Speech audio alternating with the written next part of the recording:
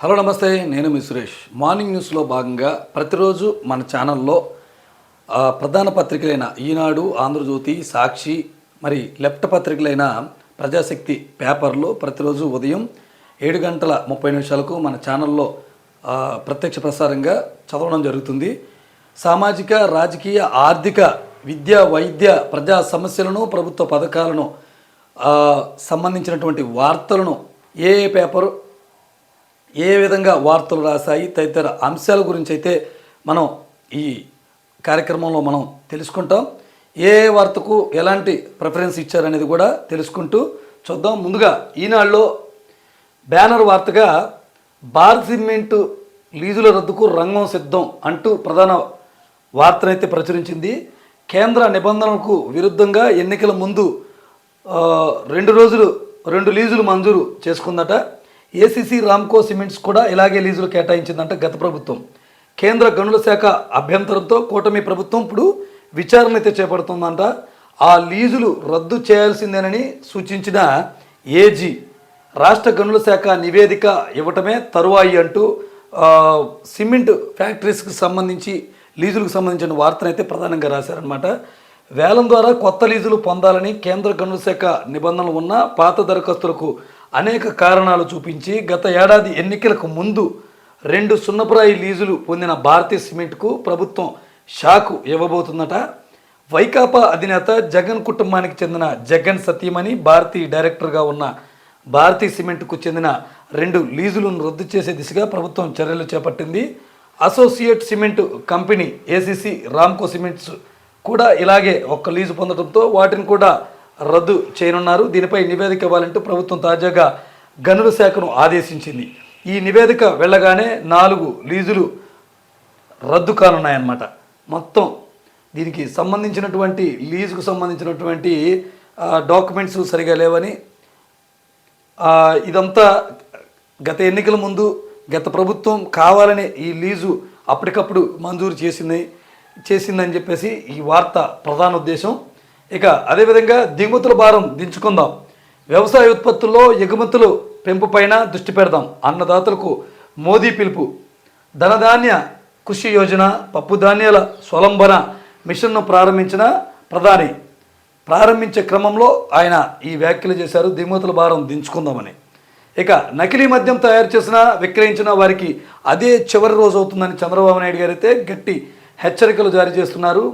Nellore Mypadu small street బజార్ని అయితే అక్కడ ఏర్పాటు చేశారు. దాన్ని నిన్న ముఖ్యమంత్రి కార్యాలయం నుంచి వర్చువల్గా, అంటే ఆయన ఆన్లైన్లోనే స్మార్ట్ స్ట్రీట్ బజార్ని అయితే ప్రారంభించారు. మనం చూడొచ్చు, ఇది మహిళలకి ఈ విధంగా అక్కడ అధికారులు ఏర్పాటు చేశారు. కంటైనర్లో షాపులు అనమాట. ఇప్పుడు మన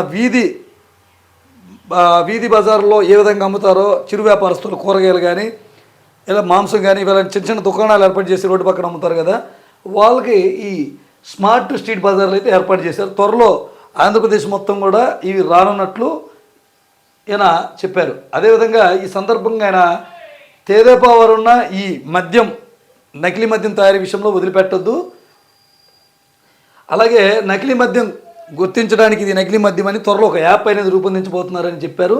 అలాగే వైకాపా శివరాజకీయం చేస్తుందని మండిపడుతున్నారు.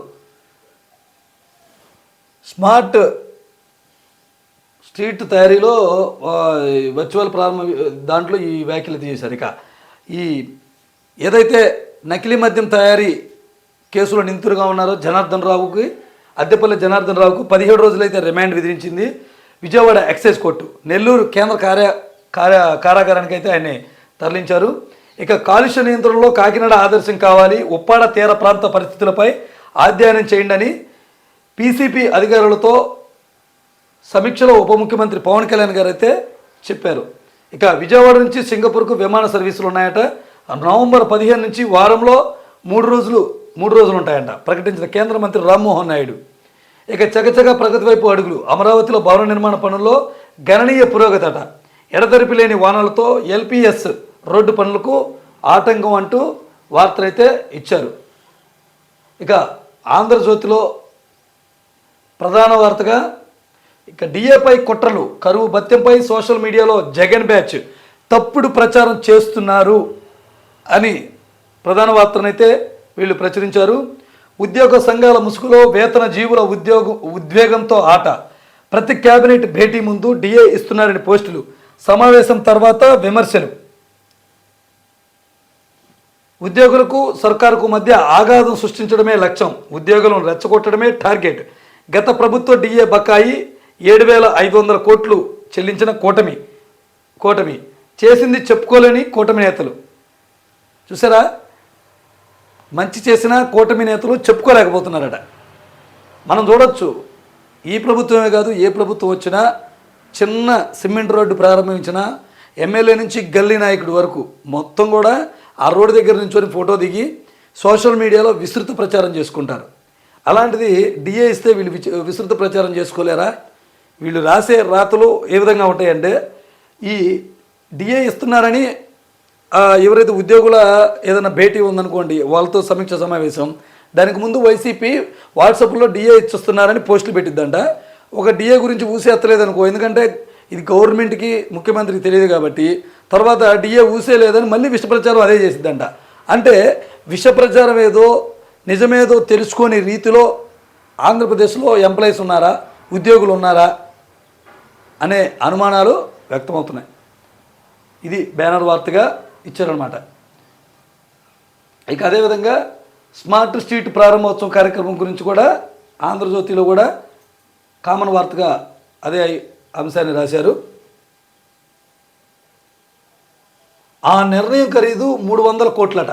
ట్రాన్స్కో నిర్వాహకంపై ఏటా ప్రభుత్వంపై భారం, కాంట్రాక్టర్లకు లబ్ధి కలిగించేలా నిర్ణయం, దుమ్ము దులిపి మరీ 2013 నాటి సిఓపి ఉత్తర్వులు అమలు. ఈ నిర్ణయంలో కాంట్రాక్టర్లకు అదనంగా 14% లబ్ధి, ఎస్ఎస్ఆర్ అదనంగానే టెండర్లు మొత్తం నిర్ణయం, మళ్ళీ దానిపై అదనంగా చెల్లింపులపై విమర్శలు. రాజధాని పరిధిలోనే 2,000 కోట్ల విద్యుత్ పన్నులు, త్వరలో ప్రకాశంలో 1,382 కోట్ల పన్నులకు టెండర్లు. ఈ కాంట్రాక్టర్లకు మేలు చేసేందుకేనని ఆరోపణలు. విద్యుత్ వినియోగదారులపై భారం తగ్గించాలని ఈ దిశగా నిర్ణయాలు అమలు చేయాలని ముఖ్యమంత్రి చంద్రబాబు చెబుతున్నారు. మరోవైపు ఏపీ ట్రాన్స్కో ఏమో సీఎం సూచనలను బేఖదారు చేస్తూ కాంట్రాక్టర్లకు లబ్ధి కూర్చేలా నిర్ణయం తీసుకుంది. ఆ నిర్ణయం ఖరీదు 300 కోట్ల రూపాయలు. విద్యుత్ శాఖ అధికారుల నిర్వాహకం వల్ల అది కూడా ఒకసారి కాదు, రాష్ట్ర ప్రభుత్వంపై ఏటా ఈ మేరకు అదనపు భారం పడుతుంది. ఇది కేవలం ట్రాన్స్కో అధికారుల మీద వ్యతిరేకంగా ఈ వార్తను రాశారు.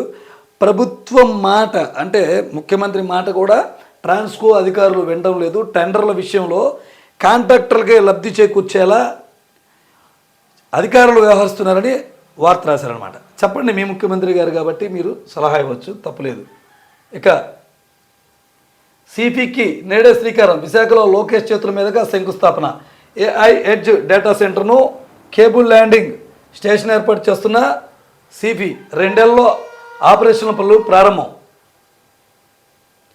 ఇక సూత్రధారి జనార్దనే, వైసీపీ జమానాలో నకిలీ మద్యం. 2023లో విచ్చలవిడిగా లెక్కర్ తయారీ, ఇంజనీరింగ్ చదివి కిరాణా కొట్టుతో మొదలై మద్యం వ్యాపారంలో జనార్దన్ రావు అడుగులు. బెంగళూరు, ముంబై, ఢిల్లీల నుంచి స్పిరిట్, హైదరాబాద్ నుంచి ఆర్టీసీ ద్వారా ఏపీకి సరఫరా, ఫినాయిల్ సరఫరా పేరిట ఇన్వాయిస్లు, అద్దెపల్లి రిమాండ్ రిపోర్ట్లో కీలక విషయాలు. రిమాండ్ విధించిన విజయవాడ కోర్టు. చాలా వ్యాపారంలో ఆయన ఎదిగారని చెప్పుకోవచ్చు. ఇక రైతన్నకు ధనధాన్యం, ఈ వార్తను కూడా మనం కామన్గా ఈనాడులో చూసాం. ఇక పశ్చిమ బెంగాల్లో మరో ఘోరం, ఒడిశాకు చెందిన వైద్య విద్యార్థిని గ్యాంగ్ రేపు. ప్రైవేటు వైద్య కళాశాల సమీపంలోని ఘటన, స్నేహితుడితో కలిసి బయటకు వెళ్ళగా దారుణం. ఇటీవల కాలేజీలో కొందరు యువకులు ప్రైవసీ కోసం ప్రైవేటుగా కొంత అటవీ ప్రాంతాల్లోకి కానీ లేదా రూమ్స్కి కానీ ఇలా వెళ్తున్నారు. ఇక ఇది గమనించినటువంటి అక్కడ లోకల్గా ఉన్నవాళ్ళు కానీ లేదా ఆ స్నేహితుల్లో కొందరు కానీ ఇలా ఘోరాలకు తెగబడుతున్నారు. ఇక బొత్సకు జగన్ నుంచే ప్రాణహాని, ప్రతిపక్ష నేతగా ఫోకస్ అవుతున్నారనే, తనకన్నా ఎక్కువ పేరుస్తే జగన్కు నచ్చదు, బొత్స కోరితే భద్రత కల్పిస్తామని పల్లా అంటున్నారు. అంటే టీడీపీ రాష్ట్ర అధ్యక్షుడు ఈ మాటలో మాట్లాడుతున్నారు. ఇక చైనాపై మరో 100% సుంకాలు విధిస్తూ ట్రంప్ ప్రకటన. ఇక ఇవి ఆంధ్రజ్యోతిలోవి. ఇక సాక్షిలో చూసినట్లయితే బ్యానర్ వార్తగా నకిలీ మద్యం వార్తను గురించి ఉంది. నకిలీ మద్యం వ్యవహారంలో ప్రభుత్వం వ్యవహరిస్తున్నటువంటి తీరును ప్రశ్నిస్తూ ఈ వార్తనైతే రాశారు. కొన్ని ప్రశ్నల్ని ప్రభుత్వాన్ని హైలైట్ చేస్తూ వార్తనైతే ఉంది. నకిలీ మద్యంలో ఈ ప్రశ్నలకు బదులేది? కీలక నిందితుడు సురేంద్ర నాయుడుకు ముఖ్య నేతలతో సన్నిహిత సంబంధాలు, అందుకే జంట హత్యల కేసులో 2014 తర్వాత జీవిత ఖైదు నుంచి కూడా క్షమాభిక్ష పెట్టారట ఈ సురేంద్ర నాయుడు అనే అతనికి. 2024లో సీనియర్లను కాదని జయచంద్ర రెడ్డికి తంబలపల్లి టీడీపీ టికెట్ ఇచ్చింది. ఎవరో తూతూ మంత్రం సస్పెన్షన్ తప్ప ఇప్పటి వరకు అరెస్టే చేయలేదు.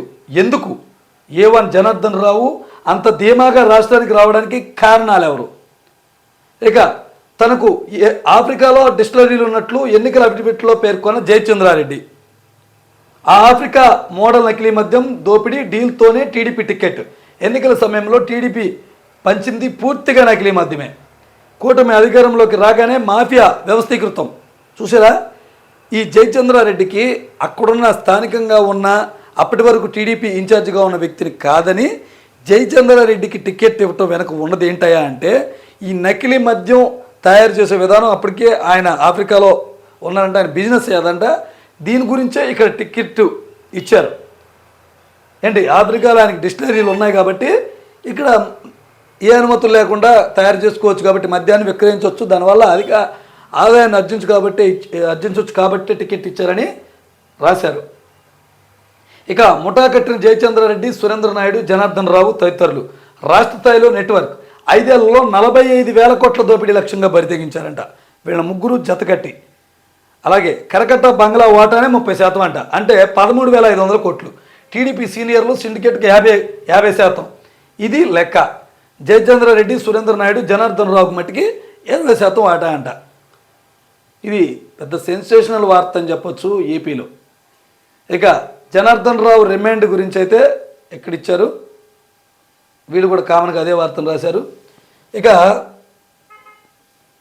మరొక వార్తను మనం చూసినట్లయితే, అంతర్రాష్ట్ర జల వివాదంగా పోలవరం బనకచెర్ల ప్రాజెక్టుకు అనుమతిస్తే ఆ రోజు నుంచే రాష్ట్ర జలాలకు అదనంగా వాడుకుంటామని కేంద్రానికి మహారాష్ట్ర, కర్ణాటక లేఖలు రాశాయి.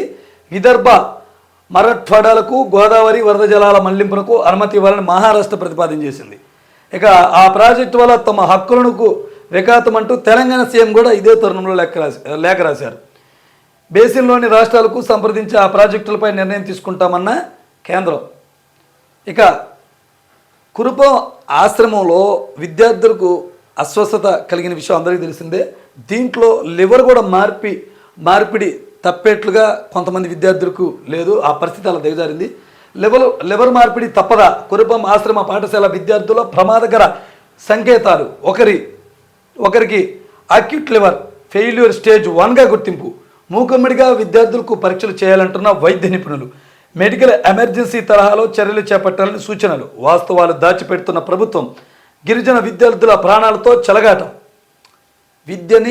వైద్యాన్ని కొలమానంగా చూస్తాం, పేదలకు వైద్య అందించటమే ప్రభుత్వాల లక్ష్యం అంటూ ఏ ప్రభుత్వం వచ్చినా ఊదరగొడుతుంటాయి. అదే రీతిలో కూటమి ప్రభుత్వం కూడా ఉంది. నిన్న చూస్తే పేదలకు సంబంధించి ఆరోగ్యశ్రీ బకాయిలు ఉన్నట్టు వార్తలు వచ్చాయి. నేడు చూస్తే మరి విద్యా వ్యవస్థని ఎంత విప్లవాత్మకంగా తీసుకుంది గత ప్రభుత్వం నాడు నేడుతో అనేక మార్పు చేర్పులు చేశాం, మేము విద్యా వ్యవస్థని ఉద్ధరించామని వాళ్ళు చెప్పారు. ఇప్పుడు కూడా అంతే, అంతకు మించి చేస్తున్నామని వీళ్ళు చెప్తున్నారు. కానీ వసతి గృహాల విషయంలో ఏ ప్రభుత్వమైనా నిర్లక్ష్యంగానే వ్యవహరిస్తుందని చెప్పుకోవచ్చు. ఏడాదుల్లో 1-2 చోట్ల ఖచ్చితంగా ఇలాంటి సంఘటనలు పునరావృతం అవుతూనే ఉంటాయి. కానీ పేపర్లో మట్టికి కొడుతుంటారు, మేము విద్యార్థులకు అది చేసాం ఇది చేసామని. ఇదిగో చూడండి, పేదలకు విద్యను దూరం చేయొద్దు, వైద్య కళాశాల పీపీపీ ఆపండి. వైఎస్ఆర్సీపీ ప్రభుత్వం 17 మెడికల్ కాలేజీలు తెచ్చింది. కూటమివన్నీ అబద్ధాల ప్రచారాలే, ప్రజలకు వాస్తవాలు తెలియాలి.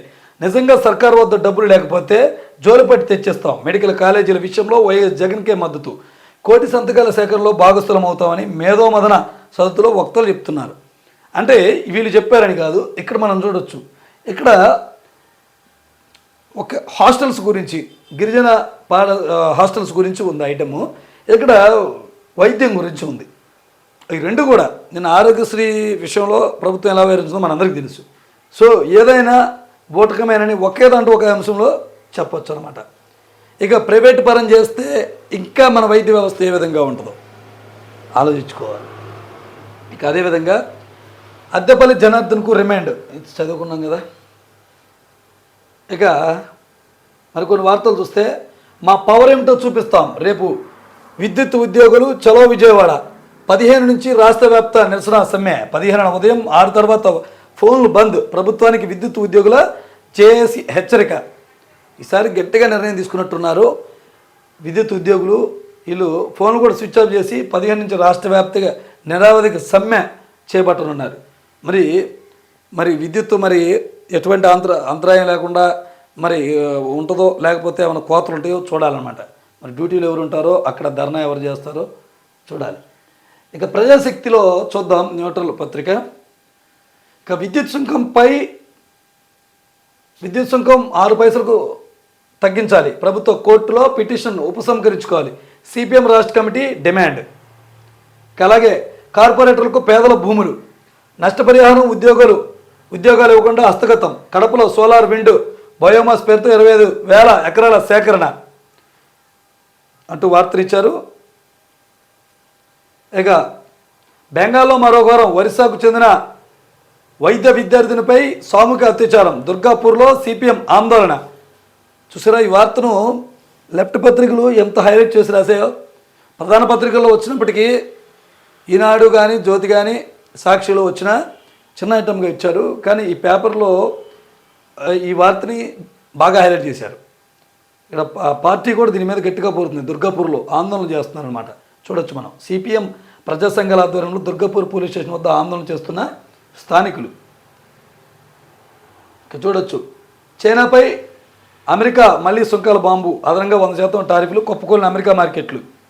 ఇక రిలయన్స్ పవర్ సిఓఎఫ్ అరెస్టు.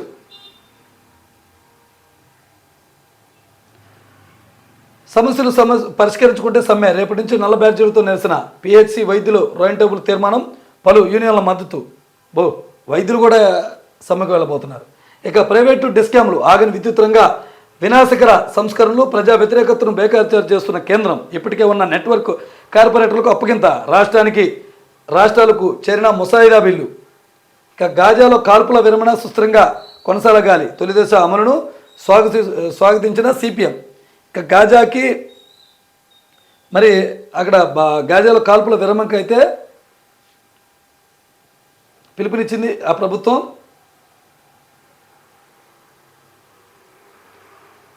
ఇక పవన్ మాటల పవర్ ఎంత, 100 రోజుల హామీలపై మత్స్యకార గ్రామాల్లో విస్తృత చర్చ జరుగుతుందంట. అలాగే అమెరికాలో కాల్పులు, 4 మృతి, పప్పు ధాన్యాల సాగు ప్రోత్సాహకాలు, మంత్రి అచ్చెన్నాయుడు. వీటిలో ప్రధాన వార్తలు ఏవైతే హైలైట్గా ఉన్నాయో, ప్రజలకు ఉపయోగకరంగా ఉన్నాయో వాటిని మనం విడిగా వాటి లోటుపాట్లను లోతుగా చర్చిద్దాం. సో ఇవి ఈరోజు పత్రికల్లోని ప్రధాన వార్తలు.